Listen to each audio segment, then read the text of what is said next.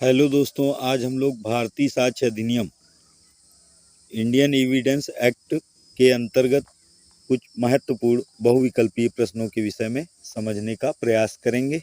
जिसमें पहला प्रश्न है, निम्न में से भारतीय साक्ष्य अधिनियम 1872 के लागू होने की सही तारीख है? 15 मार्च 1872 या 1 सितंबर 1872 अथवा 1 जुलाई 1872 या फिर 1 फरवरी 1872। तो इसमें सही विकल्प होगा ऑप्शन बी, 1 सितंबर 1872। भारतीय साक्ष्य अधिनियम 1872 के लागू होने की सही तारीख है 1 सितंबर 1872। अगला प्रश्न है, भारतीय साक्ष्य अधिनियम का प्रवर्तन हुआ 1 सितंबर 1872 को या 1 अक्टूबर 1872 को या फिर 1 जुलाई 1872 को या उपरोक्त में से कोई भी नहीं। तो इसमें सही विकल्प हो जाएगा ऑप्शन ए, 1 सितंबर 1872 को भारतीय साक्ष्य अधिनियम का प्रवर्तन हुआ। अगला प्रश्न है, भारतीय साक्ष्य अधिनियम 1872 की उद्देशिका के अनुसार इस अधिनियम का प्रयोजन है। तो इसमें साक्ष्य विधि को उपलब्ध, परिभाषित एवं संशोधित करना, साक्ष्य विधि को उपलब्ध व समेकन करना, साक्ष्य विधि को परिभाषित एवं संशोधित करना या साक्ष्य विधि को समेकन, परिभाषित एवं संशोधित करना। तो इसमें सही विकल्प हो जाएगा ऑप्शन डी, साक्ष्य विधि को समेकन, परिभाषित एवं संशोधित करना इसका उत्तर होगा। अगला प्रश्न है, साक्ष्य अधिनियम की धारा 1 के अनुसार अधिनियम के लागू होने की तिथि है 15 मार्च 1872, 1 सितंबर 1872 या फिर 15 सितंबर 1872 अथवा 1 अक्टूबर 1872। इसमें सही उत्तर होगा ऑप्शन बी, 1 सितंबर 1872। साक्ष्य अधिनियम की धारा 1 के अनुसार इस अधिनियम यानी भारतीय साक्ष्य अधिनियम के लागू होने की तारीख, तिथि है 1 सितंबर 1872।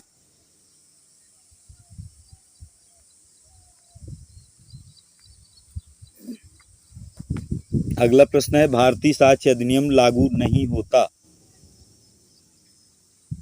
न्यायालय के समक्ष पेश किए गए शपथ पत्रों पर, मध्यस्थ के समक्ष कार्यवाहियों पर अथवा उपरोक्त दोनों या न्यायालय के समक्ष न्यायिक कार्यवाहियों पर। तो इसमें सही विकल्प होगा ऑप्शन सी, ए और बी। यहाँ पर दोनों तथ्य सही हो जाएंगे। न्यायालय के समक्ष पेश किए गए शपथ पत्रों पर व मध्यस्थ के समक्ष कार्यवाहियों पर भारतीय साक्ष्य अधिनियम लागू नहीं होता।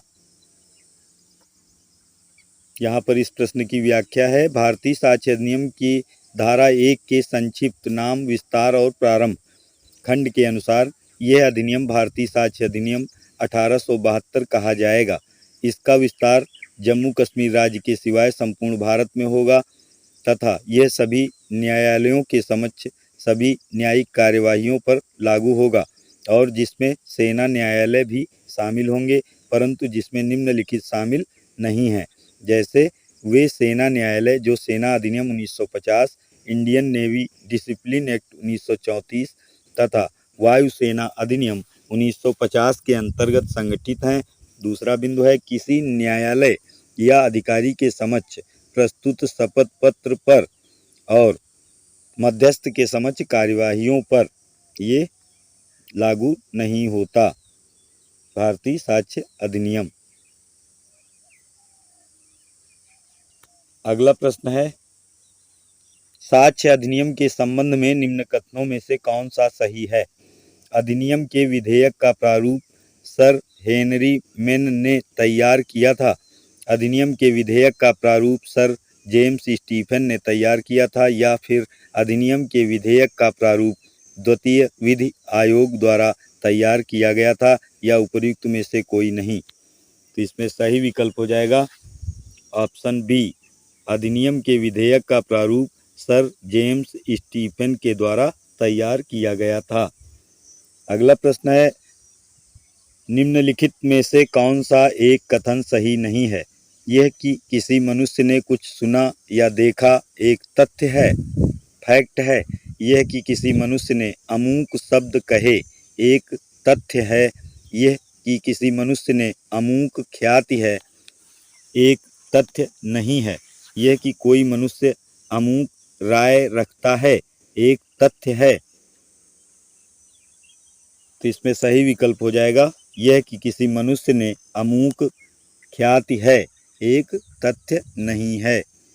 ये कथन यहाँ पर सही नहीं है, ऑप्शन सी। व्याख्या है, भारतीय साक्ष्य अधिनियम की धारा 3 निर्वचन खंड में तथ्य शब्द की परिभाषा दी गई है और जिसके अनुसार तथ्य से यहाँ पर आशय है और उसके अंतर्गत आता है ऐसी कोई वस्तु, वस्तुओं की अवस्था या वस्तुओं का संबंध जो इंद्रियों द्वारा बोधगम्य होता हो। कोई मानसिक दशा जिसका भान किसी व्यक्ति को हो। इस धारा के दृष्टांत अंगा के अनुसार यह कि किसी मनुष्य की अमूक ख्याति है, यह भी एक तथ्य है। अतः यहाँ पर विकल्प सी सही उत्तर हो जाएगा। अगला प्रश्न है, निम्न में से कौन सी विधि को भारतीय साक्ष्य अधिनियम 1872 का आधार माना जाता है? उस स्थान की विधि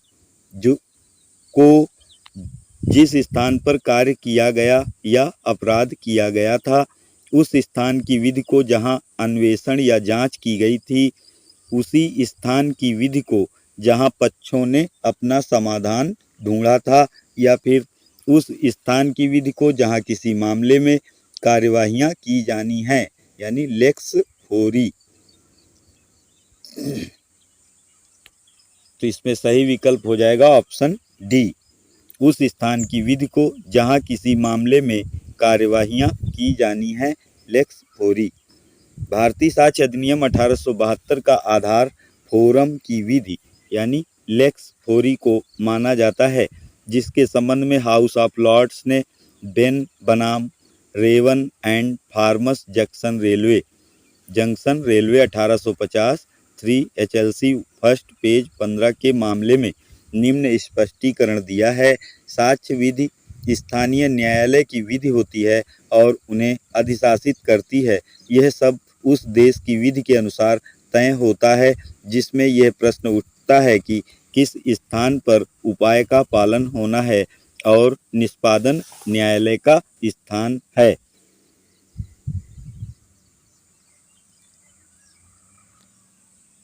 अगला प्रश्न है, साक्ष्य अधिनियम के विधेयक को तैयार किया था चौथे विधि आयोग ने, सर हेनरी मेन ने, या फिर सर जेम्स स्टीफन ने, या उपरोक्त में से कोई नहीं? तो इसमें सही विकल्प हो जाएगा option C, Sir James Stephen ने साक्ष्य अधिनियम के विधेयक को तैयार किया था, ऑप्शन सी। अगला प्रश्न है, साक्ष्य अधिनियम है मूल विधि, प्रक्रिया विधि, केवल प्राकृतिक विधि, या फिर उपर्युक्त सभी प्रकार की विधि? तो साक्ष्य अधिनियम है ऑप्शन बी, प्रक्रिया विधि। यहाँ पर ऑप्शन बी इसका सही उत्तर होगा, प्रक्रिया विधि। साक्ष्य अधिनियम कैसा है? तो ये है प्रक्रिया संबंधी विधि। अगला प्रश्न है, साक्ष्य अधिनियम किस प्रकार की विधि है? सारवान विधि, केवल प्राकृतिक विधि, या केवल प्रक्रियात्मक विधि, या ए एवं सी दोनों प्रकार की विधि? तो इसमें सही विकल्प हो जाएगा ऑप्शन सी, केवल प्रक्रियात्मक विधि है। साक्ष्य अधिनियम केवल एक प्रक्रियात्मक विधि है। इसकी व्याख्या है, साक्ष्य अधिनियम एक प्रक्रियात्मक विधि है। यहाँ पे ध्यान देने योग्य है कि अधिकारों के उपचार हेतु अपनाई जाने वाली कार्यवाही का निर्धारण करने वाली विधि को प्रक्रियात्मक विधि कहा जाता है। अगला प्रश्न है, साक्ष्य की विधि साक्ष्य की विधि भूतलक्षी प्रभाव रखती है, व्यक्ति के मूल अधिकारों को प्रभावित करती है, सदैव भविष्यलक्षी प्रभाव रखती है या प्रक्रियात्मक विधि नहीं है।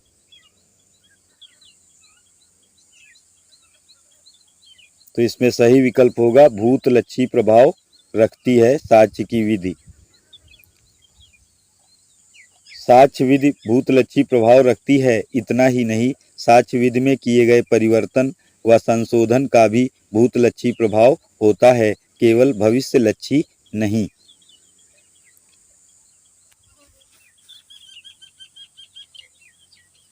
अगला प्रश्न है, साक्ष्य विधि में निम्नलिखित में से कौन शामिल है? विवेक के साधारण नियम, साक्ष्य के विधिक नियम, या फिर तर्क के नियम, या उपर्युक्त सभी? तो इसमें हो जाएगा ऑप्शन बी साक्ष्य के विधिक नियम। भारतीय साक्ष्य अधिनियम 1872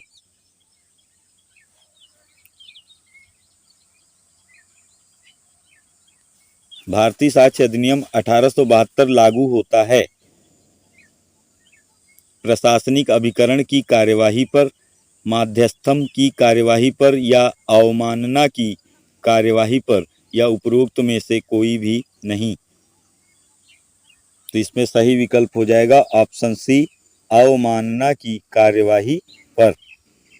अगला प्रश्न, इसमें व्याख्या भी है। भारतीय साक्ष्य अधिनियम 1872 समस्त न्यायिक कार्यवाहियों को लागू है, किंतु यह प्रशासनिक अभिकरण की कार्यवाही पर या माध्यस्थम के समक्ष की कार्यवाही पर लागू नहीं है। अवमानना की कार्यवाही न्यायिक कार्यवाही के अंतर्गत सम्मिलित है, अतः साक्ष्य अधिनियम 1872 की अवमानना की कार्यवाही पर ये लागू होता है। तो इसमें विकल्प हो जाएगा सी।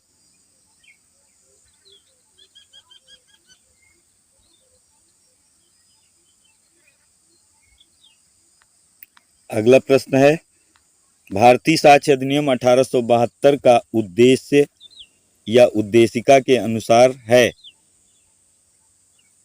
साक्ष्य की विधि को परिभाषित और संशोधित करना, साक्ष्य की विधि का समेकन, परिभाषा और संशोधन करना, या साक्ष्य की विधि का प्रकटन, परिभाषा और समेकन, या फिर साक्ष्य की विधि का प्रकटन, समेकन, परिभाषा और संशोधन करना। तो इसमें सही विकल्प हो जाएगा ऑप्शन बी साक्ष्य की विधि का समेकन, परिभाषा और संशोधन करना।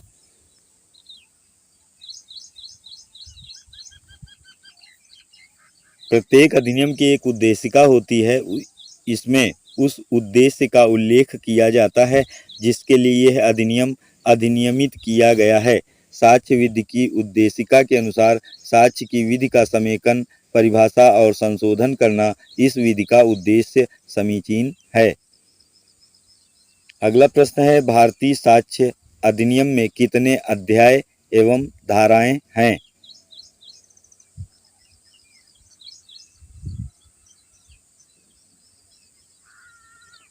तो इसमें सही विकल्प हो जाएगा ऑप्शन सी 167 धाराएं एवं 11 अध्याय हैं। भारतीय साक्ष्य अधिनियम 1872 में कुल 11 अध्याय और 167 धाराएं हैं। अंतिम अध्याय में केवल एक धारा 167 को समाविष्ट किया गया है या रखा गया है। तो इसमें सही विकल्प हो जाएगा ऑप्शन सी। अगला प्रश्न है, भारतीय साक्ष्य अधिनियम में न्यायालय शब्द के अंतर्गत निम्नलिखित में कौन नहीं आता है? सभी न्यायाधीश, साक्ष्य लेने के लिए वैध रूप से अधिकृत व्यक्ति या सिटी मजिस्ट्रेट अथवा मध्यस्थ। तो इसमें मध्यस्थ न्यायालय शब्द के अंतर्गत नहीं आता है, तो यहाँ उत्तर हो जाएगा ऑप्शन डी। भारतीय साक्ष्य अधिनियम 1872 की धारा 3 निर्वचन खंड के अनुसार न्यायालय शब्द के अंतर्गत सभी न्यायाधीश और मजिस्ट्रेट तथा मध्यस्थों के सिवाय साक्ष्य लेने के लिए वैध रूप से प्राधिकृत सभी व्यक्ति आते हैं। इस प्रकार मध्यस्थ अधिनियम के अंतर्गत न्यायालय नहीं आएंगे।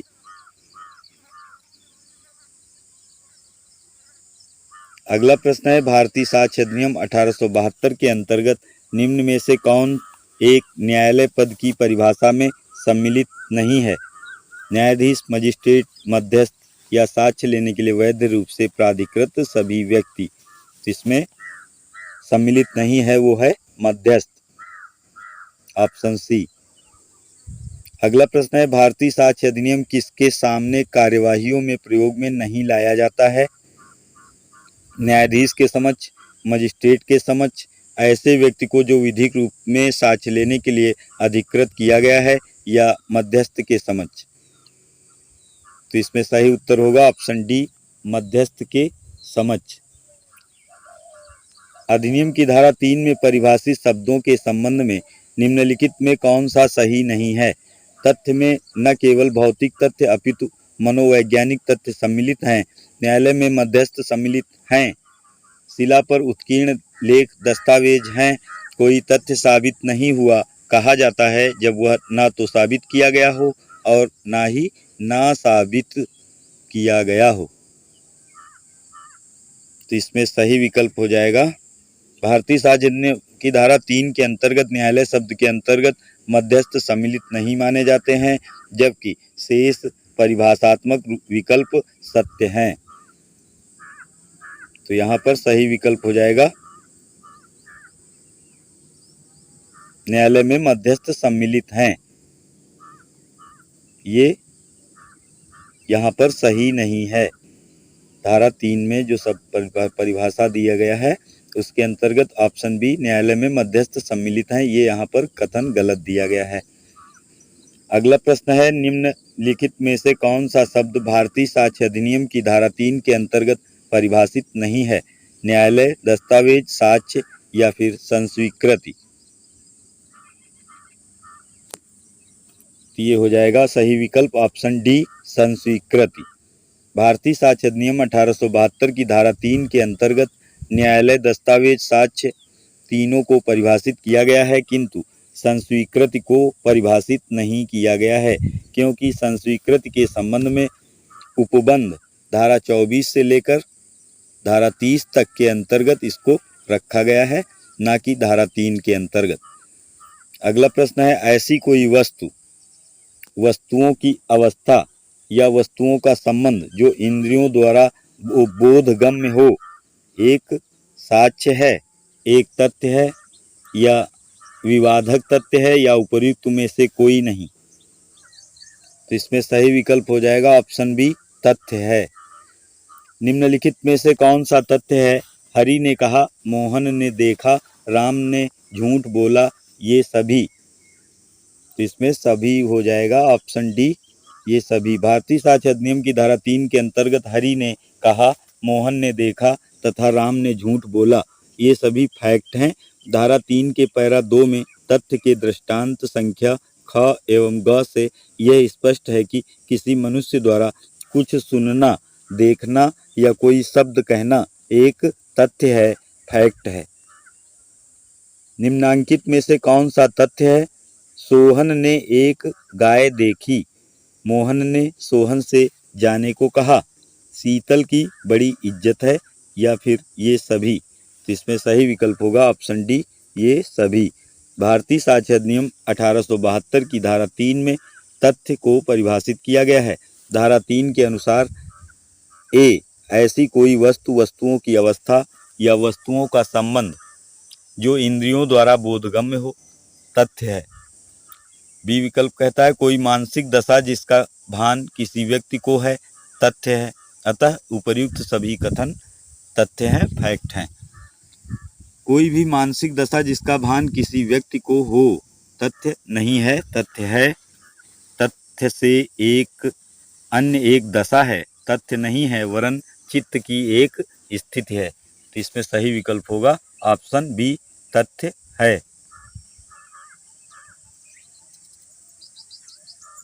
सूची फर्स्ट तथा सूची सेकंड का सुमेलन करना है कूट के माध्यम से। इसमें दस्तावेजी साक्ष्य, प्राथमिक साक्ष्य, द्वितीयक साक्ष्य व मौखिक साक्ष्य दिए गए हैं। इनकी धाराएं दी गई हैं। इसमें सही विकल्प हो जाएगा ऑप्शन बी, यानी क्रमशः ये यहाँ पर सही हैं। दस्तावेज धारा 3 में रखा गया है, प्राथमिक साक्ष्य को धारा 62 के अंतर्गत और द्वितीयक साक्ष्य को धारा 63 में और मौखिक साक्ष्य को धारा 60 के अंतर्गत समाहित किया गया है भारतीय साक्ष्य अधिनियम में। तो इसका सही विकल्प ऑप्शन बी।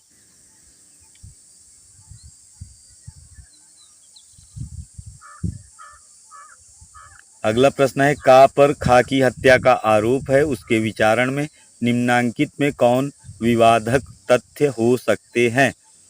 का ने खा की हत्या की, का एक ईमानदार व्यक्ति है, का को खा से गंभीर और अचानक प्रकोपन मिला, का को सामाजिक सेवाओं के लिए पुरस्कृत किया गया था। सही उत्तर चुनिए। तो इसमें सही विकल्प हो जाएगा ऑप्शन बी, पहला और तीसरा।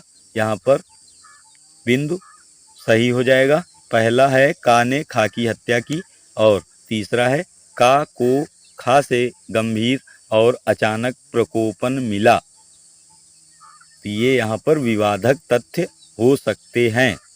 का ने खा की हत्या की और का को खा से गंभीर और अचानक प्रकोपन मिला। तो ऑप्शन बी तथ्य है। का ने खा की हत्या की तथा का को खा से गंभीर और अचानक प्रकोपन मिला भारतीय साक्ष्य अधिनियम की धारा 3 के पैरा 4 के अंतर्गत विवादक तथ्य में सम्मिलित हैं, जबकि का एक ईमानदार व्यक्ति है और का को सामाजिक सेवाओं के लिए पुरस्कृत किया गया था, ये विवादक तथ्य नहीं हैं। किसी वाद में एक पक्षकार द्वारा अभिकथित और प्रतिपक्षी द्वारा अस्वीकृत तथ्यों को कहा जाता है नकारात्मक तथ्य, सुसंगत तथ्य, विवादक तथ्य या सकारात्मक तथ्य। भारतीय साक्ष्य अधिनियम की धारा 3 के पैरा 4 में विवादक तथ्य को परिभाषित किया गया है। इसके अनुसार ऐसा कोई भी तथ्य जिसे अकेले ही से या अन्य तथ्यों के संसर्ग में ऐसे अधिकार, दायित्व या निर्योग्यता के जिसका किसी वाद या कार्यवाही में प्राख्यान, अभिकथन या प्रत्याख्यान, अस्वीकृति किया गया है, अस्तित्व, अनस्तित्व, प्रकृति या विस्तार की उत्पत्ति अवश्यमेव होती है, विवादक तथ्य कहा जाता है। इस प्रकार किसी वाद में एक पक्षकार द्वारा अभिकथित और प्रतिपक्षी द्वारा अस्वीकृत तथ्यों को विवादक तथ्य कहा जाता है। तो यहाँ पर इसका सही विकल्प हो जाएगा ऑप्शन सी, विवादक तथ्य। अगला प्रश्न है, एक व्यक्ति की कुछ ख्याति है, यह एक तथ्य है, तथ्य से अन्य दशा या तथ्य नहीं, एक विचार जो कि तथ्य नहीं हो सकता। तो इसमें सही विकल्प होगा ऑप्शन ए, तथ्य है, फैक्ट है। एक व्यक्ति की कुछ ख्याति है, यह एक प्रकार का तथ्य है। भारतीय साक्ष्य अधिनियम की धारा 3 के पैरा 2 में उल्लिखित दृष्टांत अंग के अनुसार किसी मनुष्य की कुछ ख्याति है, ये एक तथ्य है। अमूक स्थान में अमूक क्रम से अमूक पदार्थ व्यवस्थित है, एक तथ्य है, एक राय है, एक दस्तावेज है या एक हेतुक है। तो इसमें सही विकल्प होगा एक तथ्य है। भारतीय साक्ष्य अधिनियम की धारा 3 पैरा 2 में तथ्य के दृष्टांत का के अनुसार यह कि अमूक स्थान में अमूक क्रम से अमूक पदार्थ व्यवस्थित है, यह एक तथ्य है। तो इसकी व्याख्या हो गई। अगला प्रश्न है, निम्नलिखित कथनों में से कौन सा कथन गलत है? का ने अमूक अभिप्राय से कार्य किया, यह तथ्य है। बा ने सद्भावना पूर्वक कार्य किया, यह तथ्य है। का किसी विषय में विशिष्ट शब्द को किसी विशिष्ट भाव में प्रयुक्त करता है, यह एक तथ्य नहीं है।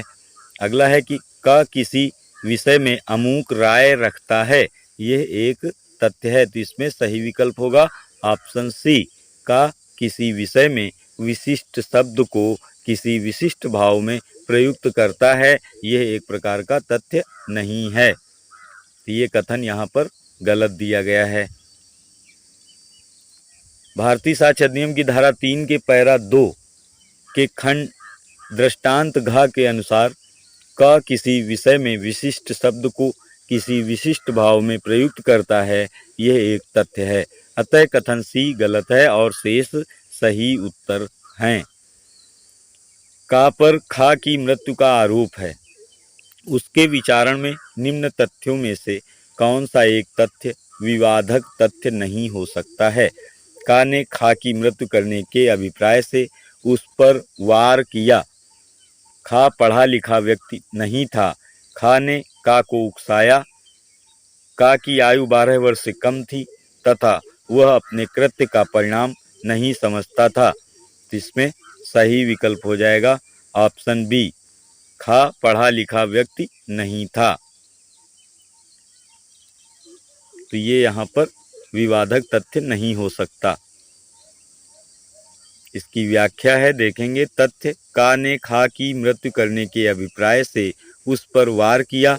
खा ने का को उकसाया तथा का की आयु 12 वर्ष से कम थी तथा वह अपने कृत्य का परिणाम नहीं समझता था। भारतीय साक्ष्य अधिनियम की धारा 3 के पैरा 4 के अंतर्गत विवादक तथ्य में सम्मिलित है, जबकि खा पढ़ा लिखा नहीं था विवादक तथ्य नहीं है। बाकी हत्या का अभियुक्त है। विचारण में निम्नलिखित में से कौन सा विवादक तथ्य नहीं है। यह कि आ ने बा की मृत्यु कारित की। यह कि आ का आशय बा की मृत्यु कारित करने का था। यह कि आ एक अच्छे चरित्र का व्यक्ति था। यह कि अ को बा से गंभीर और अचानक प्रकोपन मिला। तो इसमें सही विकल्प हो जाएगा ऑप्शन सी, यह कि आ एक अच्छे चरित्र का व्यक्ति था।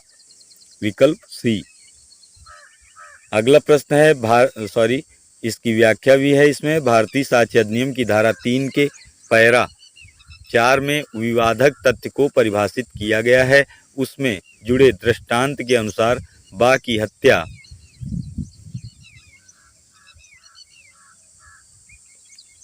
हत्या का अभियुक्त है। उसके विचारण में निम्नलिखित विवादक तथ्य हो सकते हैं। यह कि आ ने बा की मृत्यु कारित की। यह कि आ का आशय बा की मृत्यु कारित करने का था तथा यह कि आ को बा से गंभीर और अचानक प्रकोपन मिला था।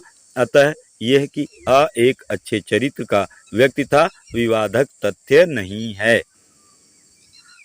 तो इसमें सही विकल्प होगा ऑप्शन सी, यह कि अ एक अच्छे चरित्र का व्यक्ति था। ये विवादक तथ्य नहीं है। किस वर्ष को भारतीय साक्ष्य अधिनियम में इलेक्ट्रॉनिक साक्ष्य को दस्तावेजी साक्ष्य के रूप में सम्मिलित किया गया या जोड़ा गया?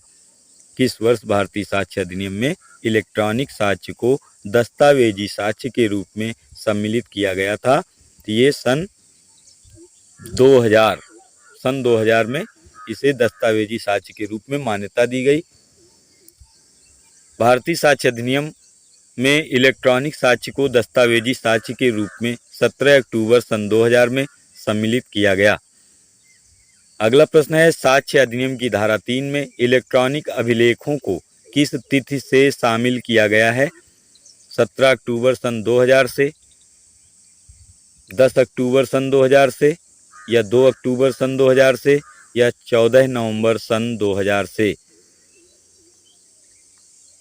तो इसको आप कमेंट बॉक्स में बताएंगे। अगला प्रश्न है, निम्नलिखित में से कौन सा भारतीय साक्ष्य अधिनियम के अंतर्गत दस्तावेज शब्द के अर्थ के अंतर्गत नहीं आता? लेख, मानचित्र, टेलीफोन वार्ता, फोटो चित्रित शब्द।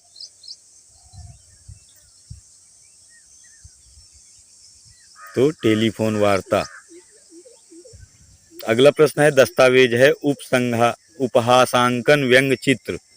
उपहासांकन या व्यंग चित्र, मुद्रित शिला, मुद्रित या फोटो चित्रित शब्द, मानचित्र एवं शिला पर उत्कीर्ण लेख, या उपर्युक्त सभी?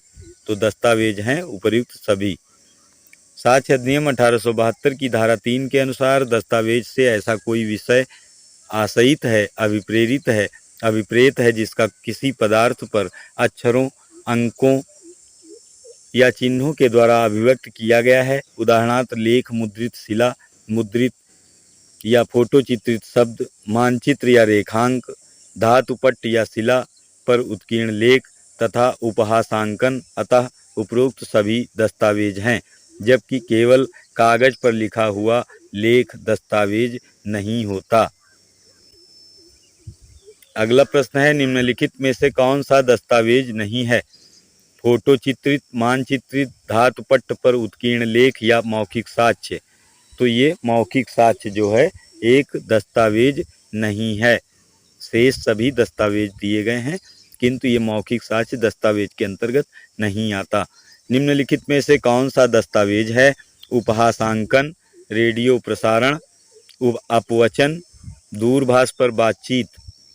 तो ये हो जाएगा उपहासांकन या व्यंग चित्र। पढ़ते हैं, भारतीय साक्ष्य अधिनियम के अंतर्गत निम्न में से कौन दस्तावेज नहीं है? किसी इमारत पर लगे पत्थर पर खुदा लेखन, एक फोटोग्राफ या किसी मोबाइल अथवा कंप्यूटर से भेजे गए संदेश का प्रिंट आउट या किसी आरोपी से पुलिस द्वारा बरामद चाकू जो न्यायालय में साक्ष्य के रूप में प्रस्तुत किया गया हो। तो इसमें सही विकल्प हो जाएगा ऑप्शन डी।